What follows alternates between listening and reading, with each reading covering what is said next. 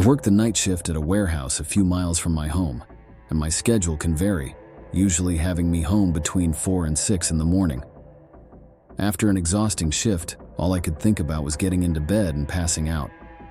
Though I wasn't falling asleep at the wheel, I wasn't fully awake either. I parked on the street in front of my house, walked in through the front door, and headed upstairs to fall into bed. Those days when laying down feels incredibly good. I fell asleep within minutes. Upon waking up, I felt just as tired, if not more so. Unsure why I woke up, I rolled over to glance out the window. It was still dark, indicating it had been less than an hour since I went to bed. Rolling back over to sleep, I noticed something that halted me. My bedroom door was open. Confused, as I never sleep with the door open, I got up slowly. The lights were off in the house, but as I closed the door, I heard a sound from the other side. It was like something moving for a brief moment, then it stopped. My body froze as I listened for more, but the silence only intensified my unease. Taking a deep breath, I opened the door again, convinced it was just my imagination. Crossing the hallway to the second bedroom where I thought the sound had originated, I found nothing. Walking back, I heard a creaking door in the hallway and saw a man stepping out of the closet between me and my bedroom. Recognizing him as we made eye contact, I quickly closed and locked the door, and he ran down the stairs and out of the house. I called 911 once I felt safe. The police found no signs of forced entry, suggesting I might have left the front door unlocked, which is something I unconsciously never do, even when tired. What scares me is that I recognize the man from somewhere, but I can't place where or when. Nothing was taken, and it's unclear how long he was inside, but the fact that he likely opened my bedroom door while I was sleeping makes me uneasy. The unknown intentions and the unsettling familiarity linger in my thoughts, leaving me paranoid. Last August, I took a week off for a staycation at home. Living alone for the past few months, this was supposed to be my relaxing me time. Unfortunately, it turned out differently. On my second day off, I heard someone approach my front porch. Midday, I thought it might be the mailman or a solicitor. However, they didn't knock or ring the doorbell, making me curious. Peering through the peephole, I saw a man in his mid-30s, looking around as if searching for something. Nervous, I didn't open the door, just observed. After 45 seconds, he walked away and got into a parked car. Curious, I investigated, but found everything normal.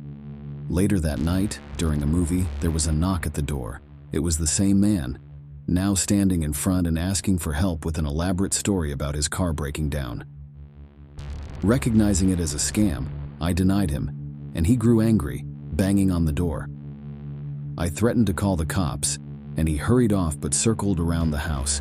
Concerned, I dialed 911. Just as the man smashed a window and crawled through, a passerby intervened, causing him to flee. Despite giving the police information, he was never found. The police suspect he may have set up surveillance on my house during his initial visit. To be safe, I plan to move out, unwilling to risk discovering his intentions. I reside in a townhouse in a relatively small city, compact and a bit outdated, but it's what I can afford living solo. After working late, I returned home around 8 or 9. As I pulled into the shared driveway, I noticed my neighbor's front door wide open, all lights off. Assuming they'd left it open accidentally, I chuckled to myself and entered my place without giving it much thought. While enjoying Frosted Flakes and Netflix, I heard a few thumps from my neighbor's side, an unusual occurrence. Hoping it wouldn't keep me up, I turned off the lights and went to bed. Lying there, attempting to drift into sleep, a terrifying sound jolted me awake. A single violent hit, my front door being smashed in. I quickly jumped out of bed, rushing into the hallway, finding wood debris scattered on the floor and the front door wide open. The intruders were swift, gone before I could catch a glimpse. Footsteps echoed through the living room, indicating more than one person.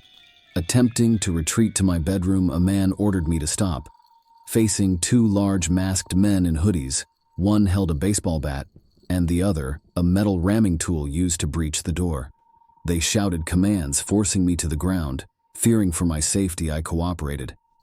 One of them pressed my head to the floor while the other ransacked the house. Panicking, I tried convincing them to leave me unharmed. Around 2 to 3 minutes later, the man grabbing items rushed back shouting about something outside. They shoved me down, full of rage, and threatened me before attempting to escape through the back door. Their escape was foiled as 4 cops surrounded the house, forcing them to surrender. They had also broken into my neighbor's townhouse, who had called the police upon returning home. The 2 men were just regular guys looking for quick money. Despite the smashed door and a few bruises, I emerged physically unharmed. The ordeal was terrifying, but I consider myself fortunate for the way it ended, with the perpetrators behind bars.